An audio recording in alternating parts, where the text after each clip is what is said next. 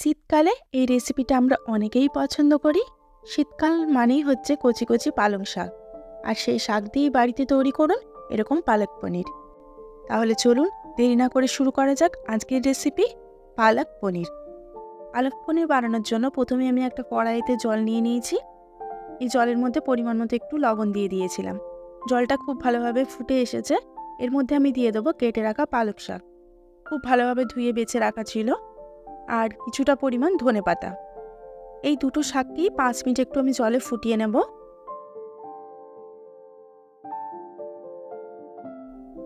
দেখুন 5 মিনিট পর ঢাকনা খুলে শাকটা অনেকটাই কমে এসছে এবং সেদ্ধটাও অনেকটাই হয়ে গেছে। এই সময় একটা ছাঁকনির সাহায্যে আমি খুব ভালোভাবে শাকটাকে ছেঁকে তুলে নেব। এরপর একটু ঠান্ডা হলে সেটাকে আমি মিক্সিতে বেটে নেব। অন্যদিকে একটা কড়াই বসিয়ে নিয়েছি, তার মধ্যে দিয়ে দিলাম 5 থেকে 6 চামচ সাদা তেল। তেল খুব ভালোভাবে গরম হয়ে এসছে। এরপর আমি এর মধ্যে দিয়ে দেবো 1 ইঞ্চি মতো আদা, 10 থেকে 15টা রসুনের কোয়া এবং একটা বড় সাইজের পেঁয়াজ এবং একটা টমেটো, সবগুলোকে কুচোনো ছিল। সেগুলোকে খুব ভালোভাবে একটু তেলের মধ্যে আমি ভেজে নেব। 2 মিনিট নাড়াচাড়া করে একটা ঢাকনা দিয়ে আমি ঢেকে দিয়েছি। দেখুন ঢাকনা খোলার পর একটু লাল লাল করে ভাজা হয়ে গেছে। এরপর আমি এগুলোকে তুলে নেব। অন্যদিকে একটা বাটির মধ্যে 50 গ্রাম মতো টক দই, তার মধ্যে আমি দিয়ে দিলাম হলুদ গুঁড়ো, পরিমাণ মতো জিরের গুঁড়ো, পরিমাণ মতো লঙ্কার গুঁড়ো এবং পরিমাণ মতো ধনে গুঁড়ো দিয়ে দিলাম। এরপর এটার একটা ব্যাটার তৈরি করে রেখে দেব। এবার পালং পনিরের গ্রেভিটা বানানোর জন্য প্রথমে কড়াইতে দিয়ে দেবো পরিমাণ মতো সাদা তেল। তারপর ফোড়নে দিয়ে দেবো একটা গোটা শুকনো লঙ্কা ও কিছুটা পরিমাণ জিরে।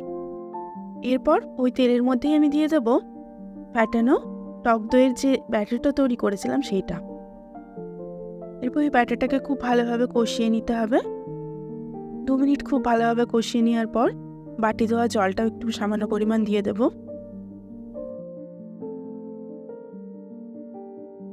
খুব ভালোভাবে 2 মিনিট কষানো হয়ে গেছে। এরপর আমি ওর মধ্যে দিয়ে দেবো পালং শাকের এবং মশলাটা যে বেটে রেখেছিলাম সেটা। এরপর এই ব্যাটারটাকে খুব ভালোভাবে সময় নিয়ে একটু কষিয়ে নিতে হবে, কারণ পালং শাকের কাঁচা গন্ধটা অবশ্যই যাতে চলে যায়। ওই জন্য একটা ঢাকনা দিয়ে আমি 2 মিনিটের জন্য ঢেকে দিলাম। 2 মিনিট পর ঢাকনা খুলে দেখুন মশলাটা খুব ভালোভাবে কষানো হয়ে গেছে। এর মধ্যে আমি দিয়ে দেব কেটে রাখা পনির। পনিরগুলো কিন্তু আমি ভেজে রাখিনি, আমি কাঁচাই দিয়েছি। আপনারাও চাইলে ভেজেও দিতে পারেন, আবার কাঁচাও দিতে পারেন। এরপর পনির এবং মশলা খুব ভালোভাবে কষাতে হবে। এই সময় অবশ্যই গ্যাসের ফ্লেমটাকে মিডিয়ামে রাখতে হবে। একটা ঢাকনা দিয়ে দিয়ে খুব ভালোভাবে এই মশলাটাকে কষিয়ে নেব।